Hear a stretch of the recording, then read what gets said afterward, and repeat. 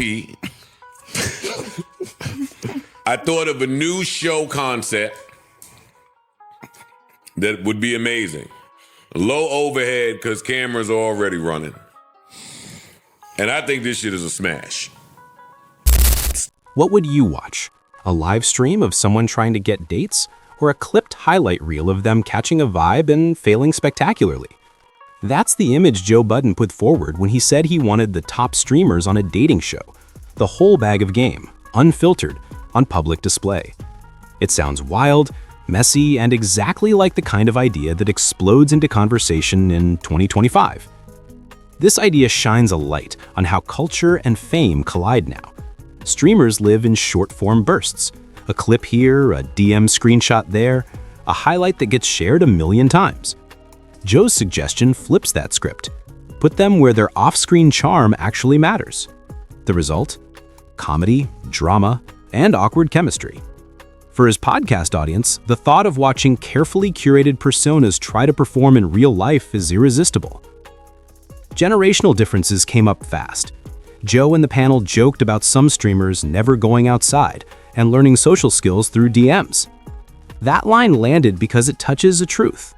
A generation grew up behind screens, and those screens shaped how they flirt, date, and present themselves. Older hosts like Flip, who cut his teeth meeting people face-to-face, and who developed what they called 80s Riz, bring a contrasting energy that the internet can't manufacture. That contrast fuels the humor, the critique, and the curiosity. The panel expanded the idea beyond streamers to include podcasters, influencers, and crossover celebs. Picture a room where viral personalities, talk show hosts, and niche creators collide. Who freezes on a live date? Who can turn a hotel room flex into a disarming anecdote? These moments are currency now, snackable, replayable, and endlessly dissected. A single awkward second can spiral into headlines and memes that stick for months. But beneath the laughs was a real tension about power and reputation. They joked about being poached by other platforms, and that kind of maneuvering affects how creators show up. A viral hookup clip can catapult someone into the mainstream, but it can also brand them permanently. Reputation management is an art. When the panel sniffed blood in the water, they weren't speaking metaphorically. Online fame is predatory and opportunistic. They also dissected the theater of public dating. The Ice Spice and Lotto clip at a party became a case study. Two people share a moment, and the internet rewrites the whole story in 10 seconds. She looked disgusted, read one headline.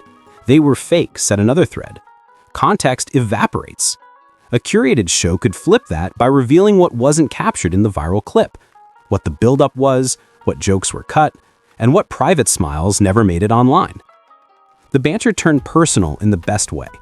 Hosts teased one another about who had current riz and who might embarrass themselves in front of cameras. Joe joked about being home with his woman and wanting peace.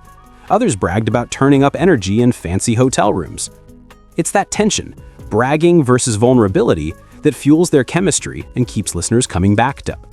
Authentic slips, honest laughs, and the occasional raw confession are podcast gold. If producers greenlighted this format, the payoff is clear. Endless clip moments, cross-platform virality, and weeks of social chatter that feed the show's visibility. For creators, the gamble is massive. You can win an audience overnight, but you can also lose control of your image. And for viewers, it's the voyeuristic thrill of watching curated personas confront real-time pressure. So why did Joe's idea land so hard? Because it forces a question we all dodge. How much of modern connection is performance? We live in an era where snippets define reputations and algorithms shape attention. Turning that performance into entertainment is both a mirror and a test. We get to laugh, judge, and learn, but we also risk reducing people to viral moments.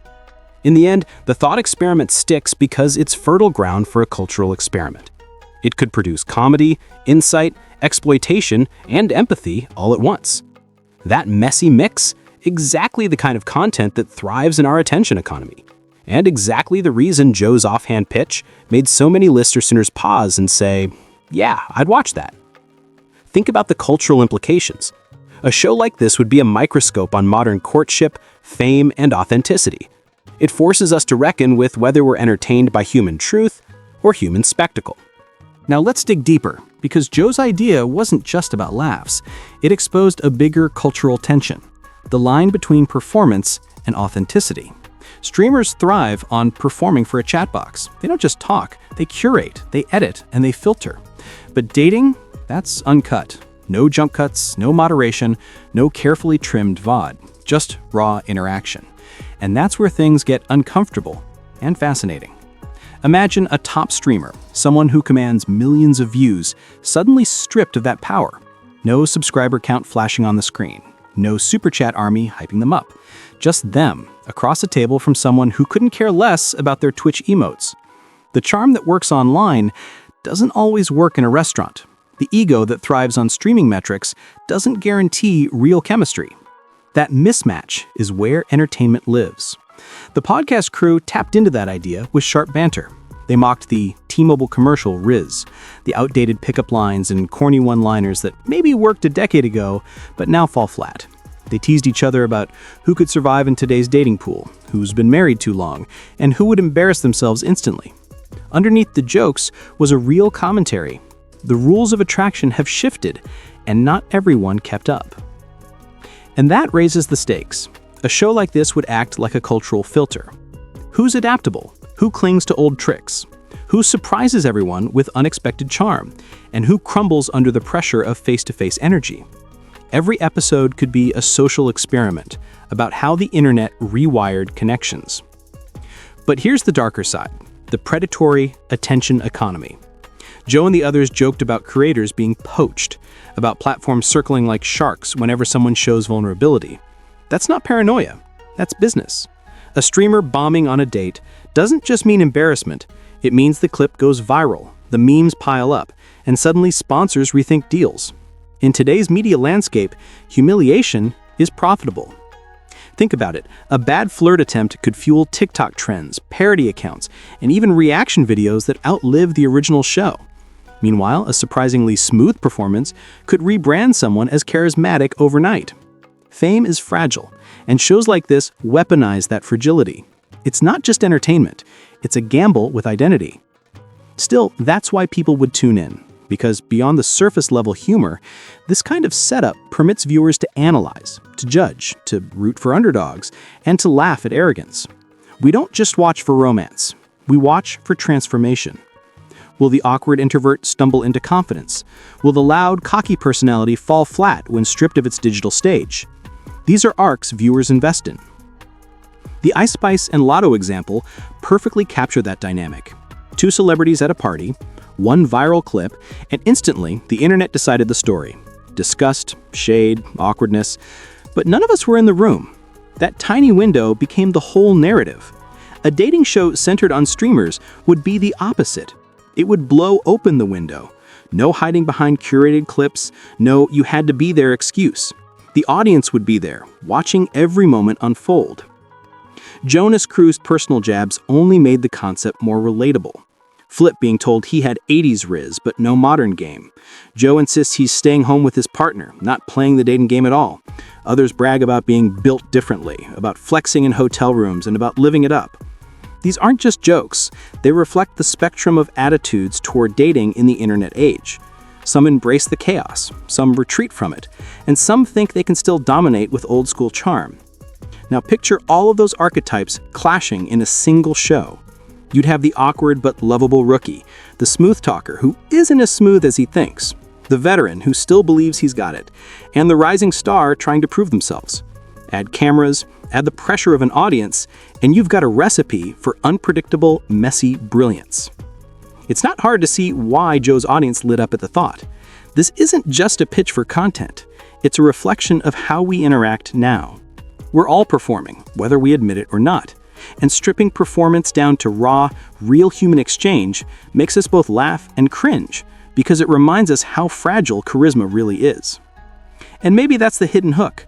A show like this wouldn't just entertain, it would challenge viewers to think about themselves, about how much of their own game is real, and how much is curated for Instagram, TikTok, or Twitter. Are we any different from the streamers we laugh at? Because deep down, everyone watching knows the truth.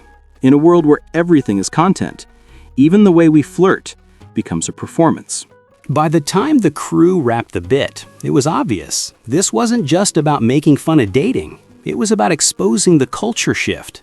The internet blurred the line between public and private, between confidence and performance. What used to be quiet, personal trial and error is now instant entertainment, broadcast to millions.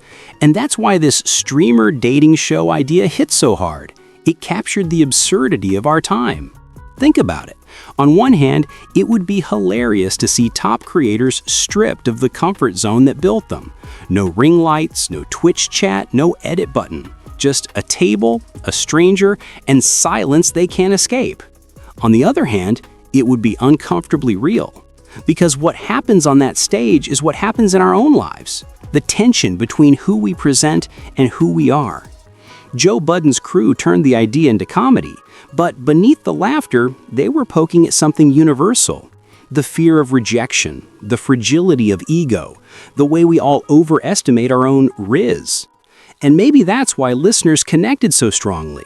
It wasn't just a funny pitch, it was a mirror. And maybe that's the ultimate lesson here. Content isn't just what we consume, it's who we are when the cameras aren't rolling. So now the question flips back to you. Would you actually watch a streamer dating show, or do you think it would expose more than it entertains? Drop your thoughts in the comments. Share this with someone who'd have 80s riz on camera and keep the conversation alive. Because in today's world, even debating the idea is part of the show.